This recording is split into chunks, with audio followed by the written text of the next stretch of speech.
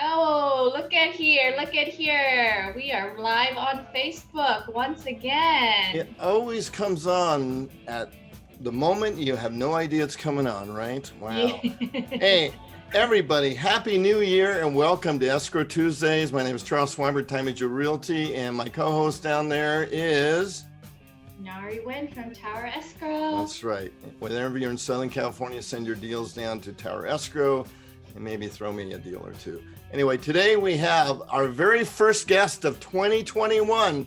We have Elena Lau from Boston. Hi, Elena. Hello, guys. Thanks for the invitation.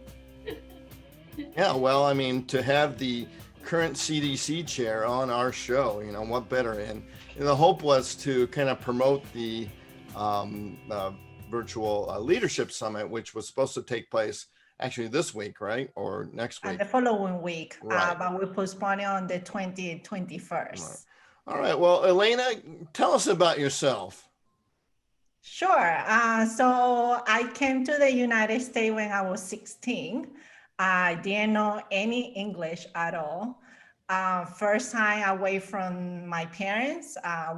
We live in a very tight family, just the four of us back home in Venezuela. Not many of you know, but I was born and raised in South America. So my first language is Spanish. I also spoke Cantonese at home, Oh, but wow. I'm just conversational. I don't read and write in Chinese. So coming to the United States at 16 was challenging. First, I didn't know the language, the culture. I didn't have any friends. I didn't know how to cook either. So it Really? was somehow it was kind of like a independence. At 16, you crave for that, but at the same time, it was challenging because it's a new country. I didn't know what I was doing, but gladly I came with my sister, who has been there for each other, helping out. At least there was a friend or someone to talk to. Wow. Venezuela, who knew, right? Like, when the first impression is like, well, you must be obviously from Asia somewhere, right? But Yes. yeah, there's actually, in South America, there's a lot of, you know, there's more Japanese people in Sao Paulo than there are anywhere else in the world outside of Japan. So, you know, Interesting. yeah, it is very interesting. And I must plug in when I was in sixth grade, my country that I had a project that I picked ended up, it was Venezuela. Oh, And really? I had to think about it was Simon Bolivar was like the hero, right? Yes, And I yes. did a model of paper mache of Angel Falls because that was like the big thing, right? Oh my God, that's so Oh cool. yeah, no. So that was Wow. yeah, it was kind of funny, to have that. But anyway, yeah, that's amazing. So how did you end up in where you are now in Boston? Yeah, so we have relative here in Boston. So back then, I was graduating from high school in Venezuela, and then my parents was receiving the green card status, and then they were going back and forth whether or not we should come to the United States. But back home, there is political problems in the whole country. So they decided that to provide us with a better future, we should come to the United States. And then by having family here in Boston, that was the natural route, despite that I never dealt with snow or cold weather. Right? Yeah. How much snow do you get a year in Now you gotta dig Venezuela? yourself out. Zero. Yeah. So I describe myself like a tropical plant in a winter, in a misplaced location. Yeah, I know when I came from Japan, Tokyo is kind of has a I would say a mild version of the Midwest weather because it does snow a few days out of the year, and it's got hot muggy summers. So it's pretty similar to Chicago where I went, but it was just more of an extreme version, I of see. of No, we Tokyo. are all hot all year round. We are near the equator, so we Mm. only had drought or rain. Mm. But every day is sunny for the most part. Oh, Wow. That's nice. Nice, nice. So then you came here and then in Boston. Was real estate the first thing you picked to do? Well, I came here, I was 16, so I had to do 2 more years of high school, which I was disappointed because I was Oh, supposed to go to wow. college. But then I graduated in 4 year at Northeastern University. And then that is where I started as an engineer. Uh, Mm. then I didn't like the environment, although I was doing very well. Then I moved to business. So I got interested into finance, marketing, and then that's how I bumped into a course in real estate financing, and then that's got sparked my interest. And then a broker friend introduced me to let me know that, hey, why not getting a real estate license?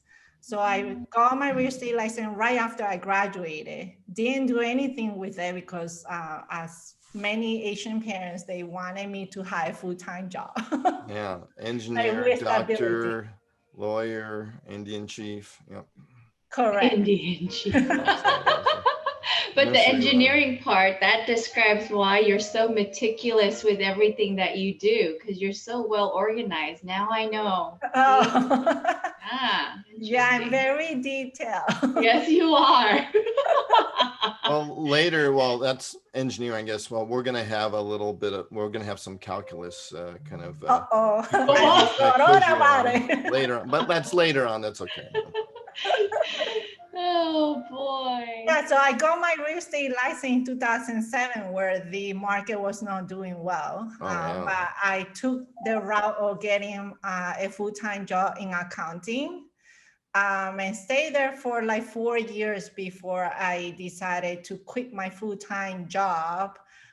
Became a mom full-time for like 2 to 3 years, stay home, raising the kids. I still doing that, but like now I'm having the work in real estate. So now counting, I opened my brokerage firm about 5 years ago, which is Union Real Estate, and headquartered in Newton, Mass. Wow. So, yeah, I mean, all suddenly, just like that, right? I know, right? She makes it sound so easy, Suddenly, just I've like got my that. own company, and I'm, 2 years out of, out of high school. So obviously you were doing quite well, and but then how did you find Aria, or did Aria come finding you? How did that take place? So Aria can't find me. Yeah.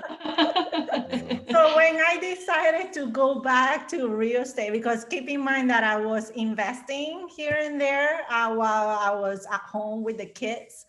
And then like my friends and family starting to get to know what I was doing. And then I found an opportunity to apply the finance and the marketing background that I have from college, and do something that I enjoy, interact with people and helping. So I met a common friend between Tom Trong and myself. And then I started working with Tom in his back then brokerage firm. And then that's how he introduced me to Aria. Oh, And then wow. he told me, hey, go to the gala. And I was like, what is that? But I just went with the flow. In case you're just joining us, we are on Facebook Live here with Elena Lau from Boston. She's the CDC chair for Aria. I'm Charles Swanberg with Timage Realty, and down there is Nari Nguyen. So, all right, so it was Tom basically that got you kind of going. All right, well, you've went to a gala. Okay, that's great. You probably paid $100, $60, whatever it is there, right? $160 maybe. So that's a pretty good commitment, right? And perhaps you joined as a member, but you're now you were the Boston chapter president, which won chapter of the year. Then you were the CDC vice chair. Now you are the CDC chair, arguably the most important committee in ARIA, right? I'm a little biased. So that's a big step. So, as we say, as you could see, my little friend back there, he's been drinking the Aria Kool-Aid nonstop there. But when did someone say, okay, Elena, you've got to step up, join the board, be the president of our chapter? When did that happen, and who made you make that happen? Well, I think it was gradual and I guess I was naive in the sense that I didn't know about the nonprofit world. I was just there to help out. I Yeah. just wanted to get to know people, and then I was helping events with no title. Suddenly I get a call from Tom or Dick and then say, hey, you gotta be a membership chair. And I was like, what am I supposed to do? See, Andy Peters had the same story, right? He goes, yeah, I just kind of offered to help. And then he says, that's when they get you, right? As a helper. So under Dick's leadership, when he was chapter president, I was a membership vice chair and chair, and then I helped him grew it to, I believe it was about 300% increase growth in membership. So we were the largest chapter with about 511 members. So I didn't know what it all meant, because all I was doing just to network, meet new people, welcoming them. I didn't know like the relevance of all this. And then I guess they saw something in me, and then they say, well, you need to apply for the board. And then the next thing it was chapter pressing. And then at that time I was opening my own brokerage firm, and I was doubting whether or not I could handle both. Yeah, I had the same issue too. I did the same thing. I became Tri-County president, and I was at the starting also a brokerage. And I'm like, how am I going to do both?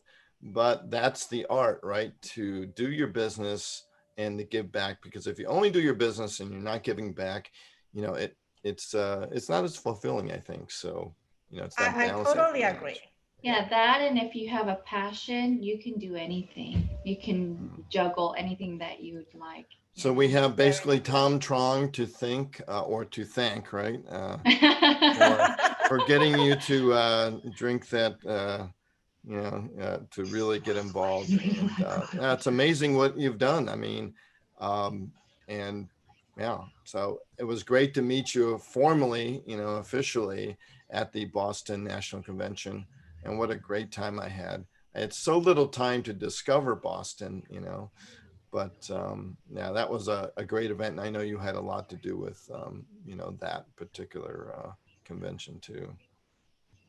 Thank you. I think that's one of our proudest moment here in Boston, is to host the national convention for the first time in the East Coast. Right.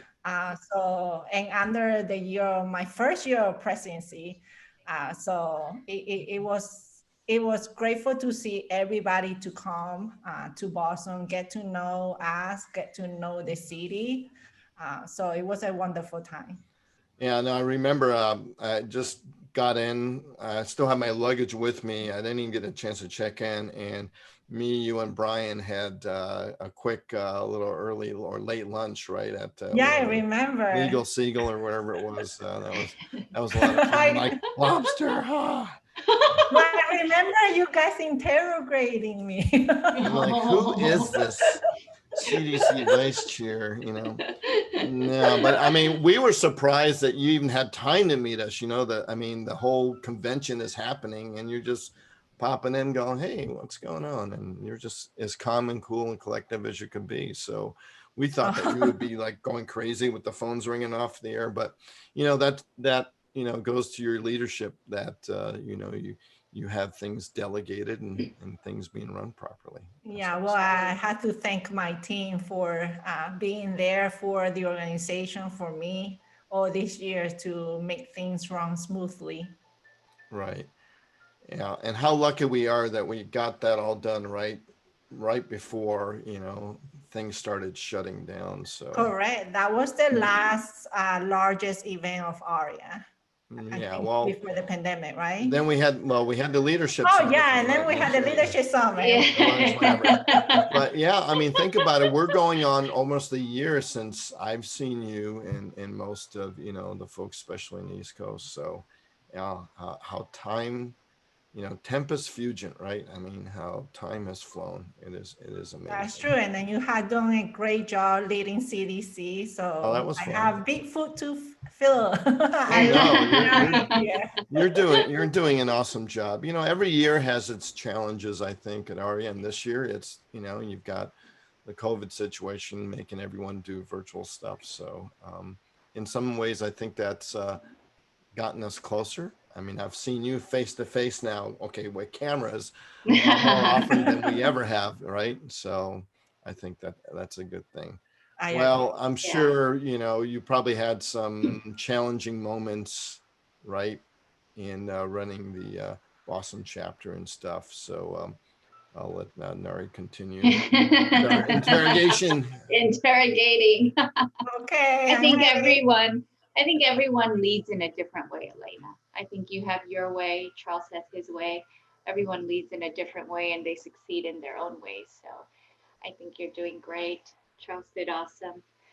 But besides that, yeah, I wanted to ask you, of course, the biggest question of all on this show. Are you ready? I am. Are you ready? Hey, Nari, Now what can happen in escrow, Nari? Exactly. What can happen in escrow? Anything. Anything. And everything. Right, Elena? That's true. And I know, and I heard you have some stories to tell us. Well, we want names and addresses too. That's dangerous. Yeah, it is.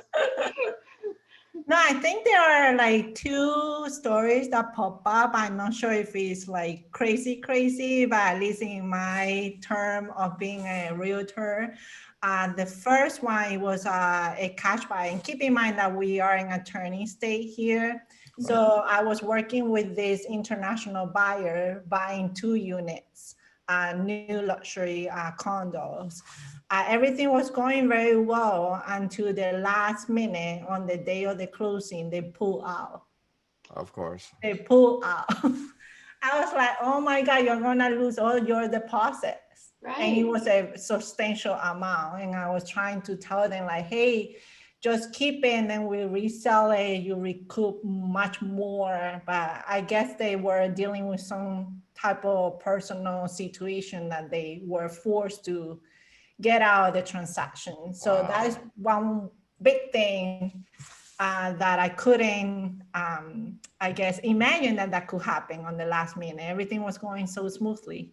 Yeah, but anything can happen. That is so true. Oh man, that is crazy. Yeah, and then the second story is that usually my challenges go through the closing table, I guess.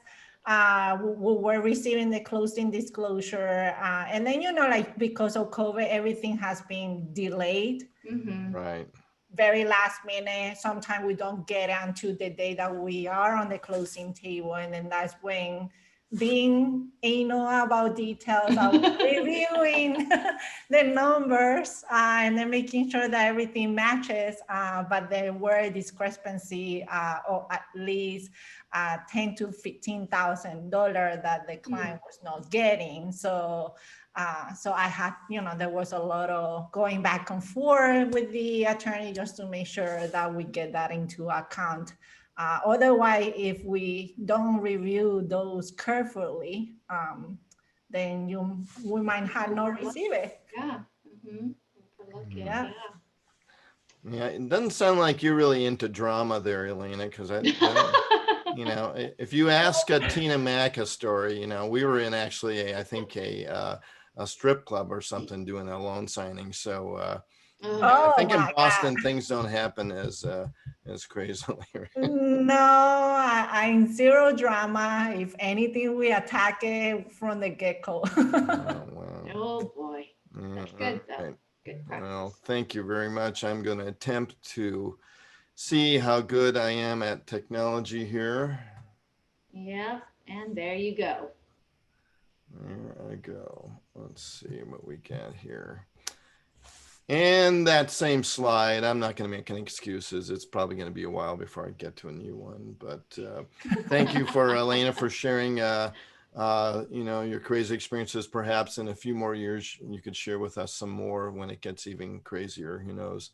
I mean, think about how many stories that people are going to have, during COVID, the kind of closings that we had to do, half of it on Zoom or whatever. So right. Yeah, that would be pretty amazing. All right, you are the CDC chair easy to find some very good photographic material about Elena, on site. So that's always good. And of course, you were the Boston chapter president.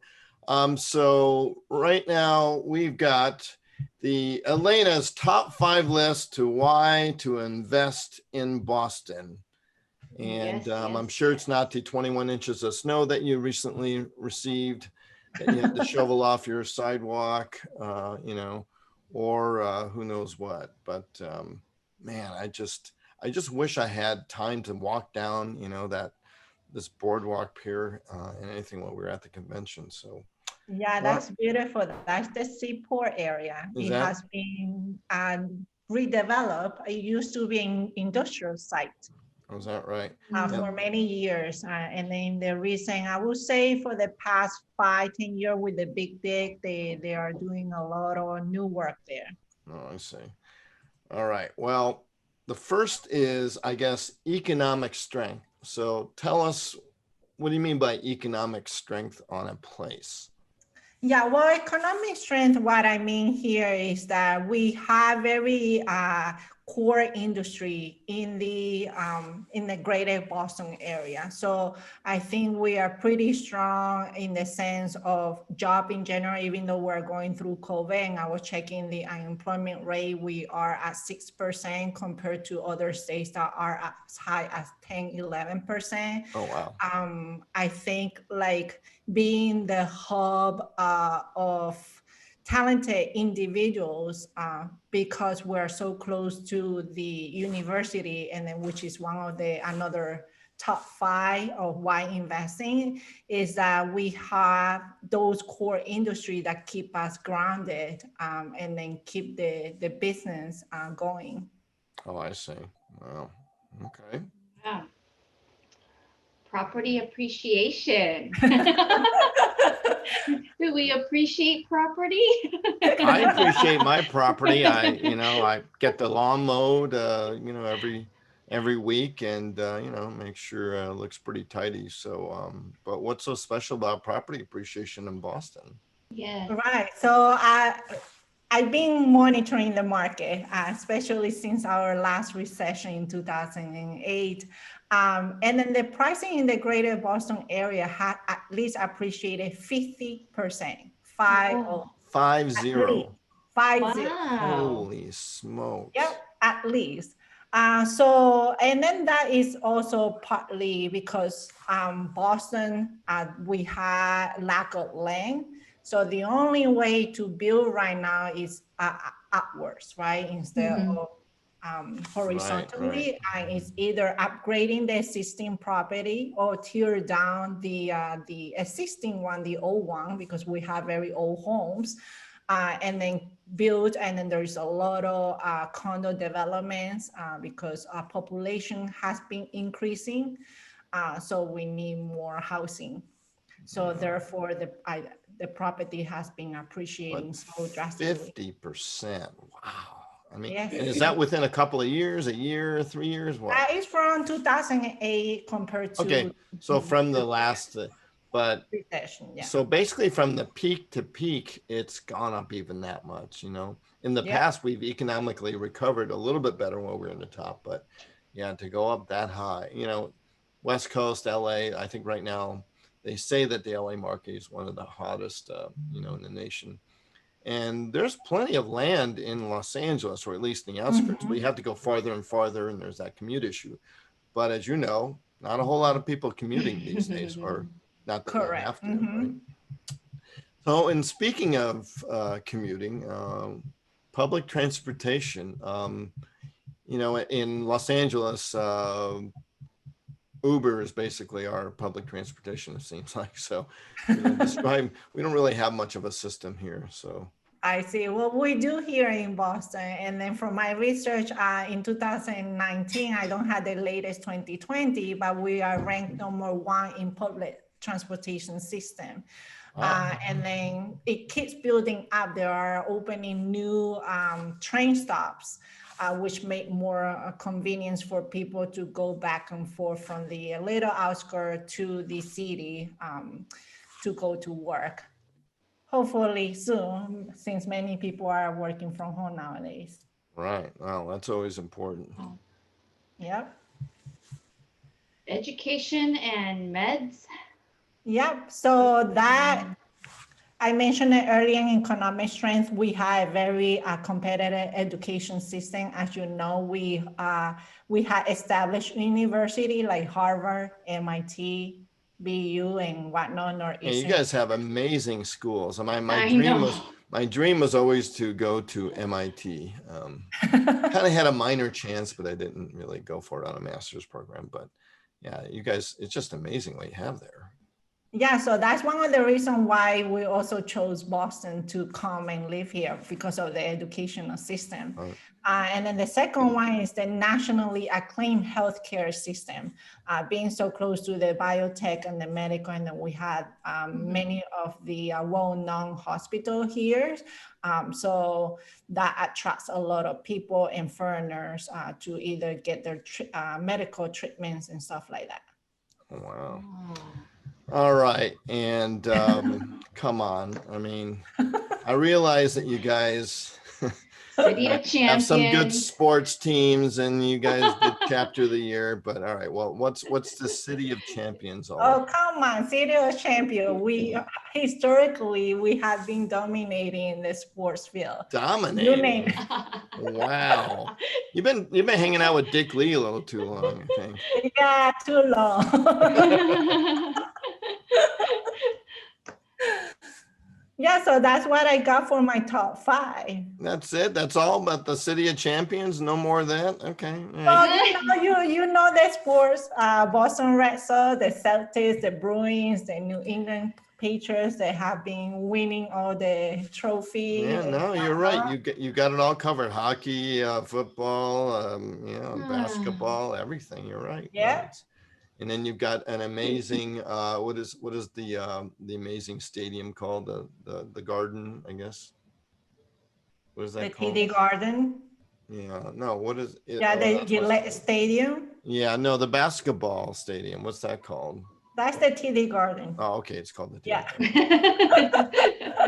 How am I not killing? I know a big sports fan. Well, actually, I think was it at one moment, was that Fenway Park that we drove past, and then I like took a picture just really quickly. We're driving by, the Uber had to go by Fenway Park, and those 4 statues or whatever statues. Yeah, so you went to the Fenway Park, which was Okay, very yeah. close to where we were hanging We're out. at Copley Plaza, right? Okay, wow. Yeah. All right, so invest in Boston, in a city where real estate prices can actually go up as much as 50%. And of course, if you are considering investing in Boston, you know, this person right there might be able to help you out. So, all right, well, thank you, Elena. Now we go to our next part of things. And this is where we go to, now, this is a segment where we call it Elena's favorite supermodel locations. Places that you have visited. Look at these supermodel shots here. I'm telling you. I know, so natural. Are you ready, Elena? I don't know. This is a surprise, right? All right. That's okay. Well, it was a surprise, but that's not what we're going to do. So, we'll save it. But we are going to go do, you know, right now, this kind of character is a bit popular right now. And, you know, and Elena, you have been mentioned as being, I think Helen on a comment yesterday said, you know, you're the Wonder Woman there. So, oh my God. You know, it kind of fits fairly well right there. So, yeah, I didn't do that great of a job. But anyway. So, have you seen the new movie, Elena? I haven't. Okay, are you planning on it? I guess so now. Maybe, I don't know. You know. It's all been kind of the talk because it's one of the major releases that's coming out like without a theater, right? You know, kind of thing. So True. I think that's why it's been in the news a lot. So, all right, here we go. Ready? All right. Who is the mother and father of Wonder Woman? I don't know. Oh, man. All right. Well, it is Queen Hippolyta and Zeus. Everyone knows that, right? Come on, you guys. Don't you read? Oh, I'm not a movie person. Right. So You're like definitely- me. Well, You're like this me. is she's in comics. Well, but you kind of have kind of the idea, right? All right. She is the goddess of. Mary, help me out here. You know, to be Wonder Woman, Elena, you kind of have to know a little bit about yourself, you know. Well, anyway, apparently you are the goddess of war, and your title is Princess Diana of Thesmosiasin. Sounds like an animal. Oh my God, I was gonna think about a planet or something. Yeah. So got some homework to do there. All right. So what are you realize she has bracelets, right? Yes. You know about that, right? Of course, jewelry. Why not, right? All right. Well, what are her bracelets made out of? I'm gonna guess here some type of stones. Maybe. Well, kind of, sort of, but it actually was made out of. It's arguably and been kind of maybe not really defined or perfectly figured out, but apparently it's supposed to be Zeus's shield that the bracelets are made out of. And the bracelets apparently limit her strength, although she uses it to bounce bullets off of. Right. So actually she could be even more powerful than she really is, but they put the bracelets on her just to kind of, temper her down. Oh, interesting. Yeah, you know how powerful women can get. You got to kind of calm them down a bit, right? I don't have my bracelets. All right. Yeah, there you go. You might need some bracelets. You don't need no bracelets. Okay, what what league is she a founding member of? What league? Yeah. All right. Well, it is the Justice League of America. I find it hard to believe you can't even remember the league that you founded, Elena. Okay. Nope. All right. So the Union Real Estate. What does Wonder Woman fly around in? She doesn't fly around in a cape like Superman. She has to actually use something. I don't know. I like how she's moving. She's all, let me see. Maybe if I figure it out and move a bit, she'll know where she's Well, she does fly just like all of us, basically. She has a plane, but her plane is invisible and it's controlled by mental command, and it goes 2,000 miles an hour, a little different. Interesting. But, yeah, I always wondered, though, she's not invisible, so how does that work? I'll let the comic writers figure that part out. And then lastly, what does her lasso do? She's got that golden lasso, right? Yeah. And wow, see, look at that. That tells you a lot about somebody, right? The first thing she thought of on a lasso was to whip somebody. Well, I pass on my whip to Abby. Oh, okay. Well, no, but a lasso is one with like like a thing where it like wraps around something, right? It's like a big old loop. So anyway, it's not a whip actually, but what it does is it's called the Lasso of Truth, where when you wrap someone around your lasso, it tells you the truth or the absolute truth. And sometimes in one episode, apparently that she didn't like what she heard. She didn't believe the truth, and they took it away from her or something like that. I don't know. But anyway, those are some Wonder Woman fun facts that Elena needs to do a little studying on. I know, now I have to study. Yeah, you are Wonder Woman. So yeah, that's a pretty good costume there. All right.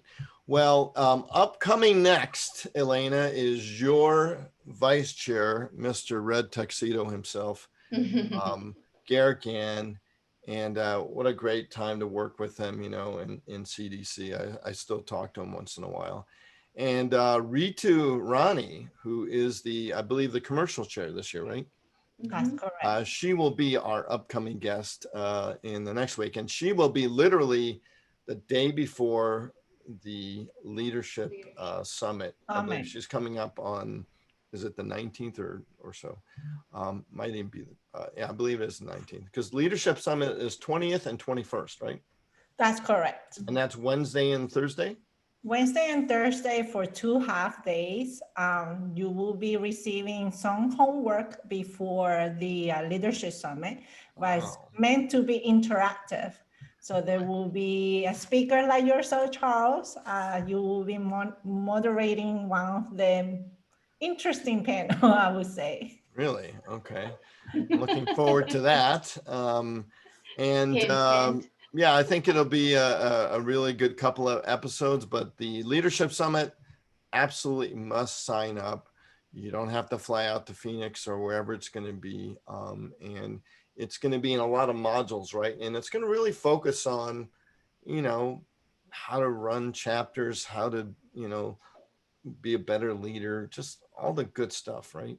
Correct. So the intention is to make it as interactive as possible, and Right. then having the chapter leaders or incoming leaders to come and ask questions. Nahi, who is also on my team, she's one of the regional rep. So she will be also there addressing some of the questions, concerns. We're gonna do a small breakout rooms, so there will be more intimate conversations. Right. And breakout rooms, if you've never been in on like a Zoom format, they're kind of fun. I don't know if you guys are using Zoom, but it is fun. Because it gets into a little smaller, more, like you said, intimate environment.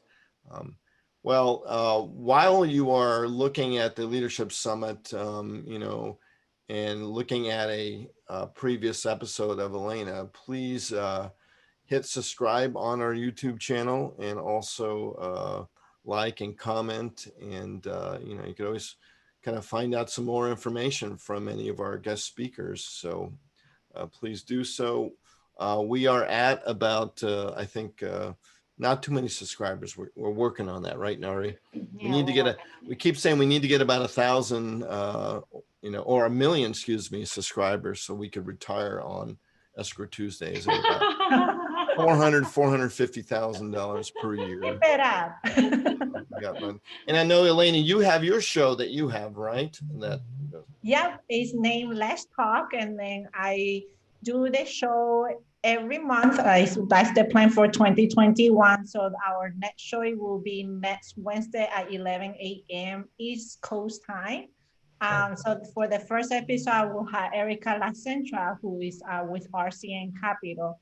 And we are gonna talk about the predictions about the real estate market in 2021. So I welcome your audience to attend. Yeah, no, that's gonna be good. That's gonna be good. And of course, this picture here was when literally I think I was within about a half an hour out of the airport, and I was sitting down with Elena and Brian and having a lobster roll, and it was really good. Yeah, that was a memorable luncheon, right? It was. That was fun. Did Brian pay?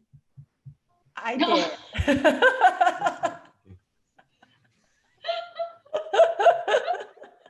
I don't know. I couldn't get enough lobster. Actually, we were thinking about doing top lobster. But, I'm just saying. Well, Elena, again, thank you so much. Thank you for all that you do for ARIA. And I know you're probably involved with other, nonprofit and volunteer organizations. Keep up the great work. We hope that CDC chair is not your final stop in ARIA leadership. So, and I'm sure it won't. Future, national president material, right, Nari? Oh my God. With that engineering mind and the meticulous number looking and all of that, and the leadership skills and the friendly. Oh yeah, I remember when I met her at leadership. It was awesome. No kidding. Well, it has been my pleasure. Yeah, well, thank you so much again for joining us on our show, and tune in next week. We will have Garrett Gang, the TikTok realtor of ARIA. So that's gonna be fun. Yeah. All right, everybody. Thank you very much. And thank you for joining us on Facebook Live. Thank you.